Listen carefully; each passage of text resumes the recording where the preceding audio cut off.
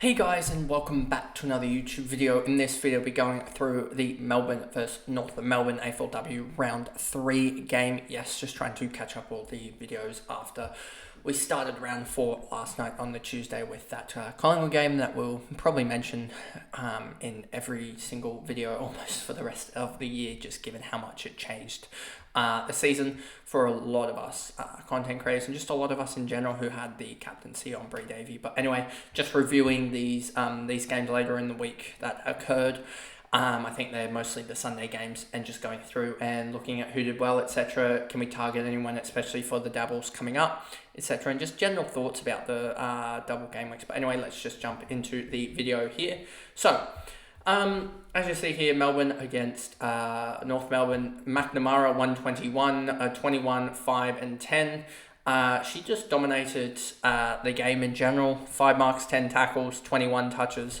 Yep, did her job. And 121 to show for it. Kate Hall with 14 touches, 3 marks, 8 tackles. She did her job as well. 2 free kicks against was a little bit annoying, and she ended up on a 75. Then you'll have Lily Mithen here, 70, 19, 5 and 4, 70 there. Not really doing her job because I'm pretty sure she's listed as a midfielder. Paxley Paxman, 18, 6. I believe she's listed as a, let me just double check that. AFLW Fantasy. Let's just double check this. Yeah, you can kind of see the failure there with Bree Davey. Yeah, Paxman's listed as a midfielder, so that's not gonna. She's not gonna really be able to score enough to be relevant. Grace Beasley, 56 again on 56%, 56 on 55% time on ground, 8 disposals, 8 tackles. She was a really good rookie option in the end, even though she was playing in what we thought was a stacked Melbourne team. So yeah, she just turned out all right. Fitzsimmons, 11 and 5 tackles, 55. Georgia Campbell, 9, 1, 5 and 15 hitouts for a 54. Taking that number 1 ruck role, even though she got dominated by King and in the end Rennie in the ruck. Gouldrick. And so you have Heath and Gouldrick on 53. Gouldrick was really annoying, 3 free kicks again. She was on about 50, I think midway through the third quarter. And you thought, or she might have even been on 59 and had a tackle taken away, plus also had a free kick and then a handball and another free kick. I think she was on 0 free kicks going into like the last, legitimately, she might have had a negative last quarter. That's how bad her last quarter was. I'm just checking it quickly here, just to check what it was. 1 second here. Go down to Gouldrick here. Gouldrick had a 2-point last quarter and then a 15-point third quarter, but the 15 points came very, very quickly after a 27 first and a 9 second quarter. So it's really, really annoying, and I'm pretty sure she actually lost a lot of her role in the game, which was really weird and surprising that they put her off the ball. Given that she's probably one of their better tacklers, only 3 tackles in this game. I would have probably expected a little bit more. So I'm just surprised with the way that they're shuffling around their team a little bit. Lampard 48, Hanks 46, Bannon 45, Mackin, Chaplin, Zanker, Gillard, Golvin, Pisano, Watt, and Hill. Watt only 33% TOG and 23 fantasy points, so she's just in and around that minimum, and just doing her job there, but not getting enough time on ground, because if she had the same amount of time on ground as Georgia Campbell, you would expect almost similar points per minute, with the way that she's tracking at the moment. So they probably just need to get her on ground more, to be honest with you.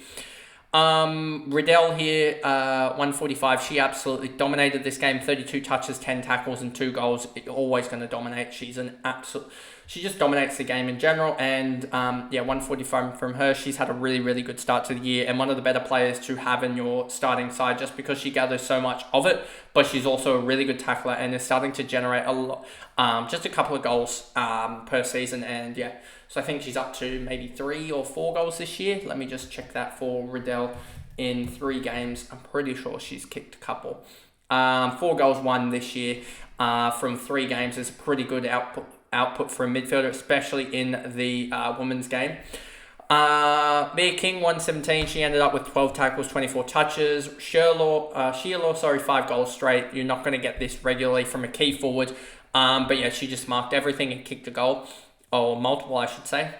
Kicked a bag in general, you would say. 27 touches and 6 tackles for Jazz Gardner. 97, couldn't even crack the ton with 27 touches. King had 10 touches, 5 tackles, 31 hit-outs for an 80. Carney, I think, really slowed down a little bit. She was on, I think, like 28 at quarter time, so for her to get to a 77, a little bit surprising. Only 19 touches, 6 tackles for her. So I think she can really generate a couple more marks than what she got in the end. O'Loughlin, 12 touches, 6 tackles, 2 goals, 2, a 70. I think she's probably one that I wouldn't touch just because I don't know if the role is necessarily going to be score heavily, because I don't know if she'll kick 2 goals, 2 each game. I think she may have a 0-goal game, and a 0-goal game for her is going to put her in the 50s, if not lower.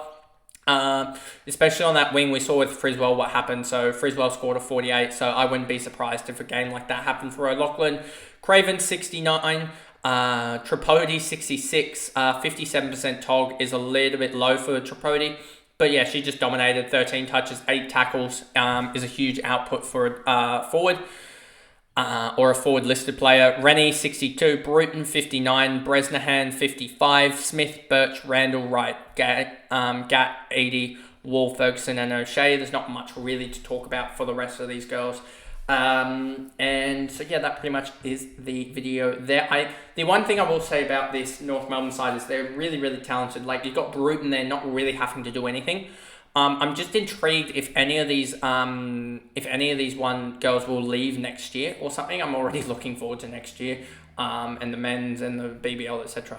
because this season's over. But I'm just interested to see if any of these girls will have low enough numbers throughout the year that next year they move on or something, or move to another side and they really do get better numbers, like a Bruton or someone like that. If we just look quickly at their CBA splits, you'll see what I'm sort of referencing here with the North Melbourne Kangaroos here.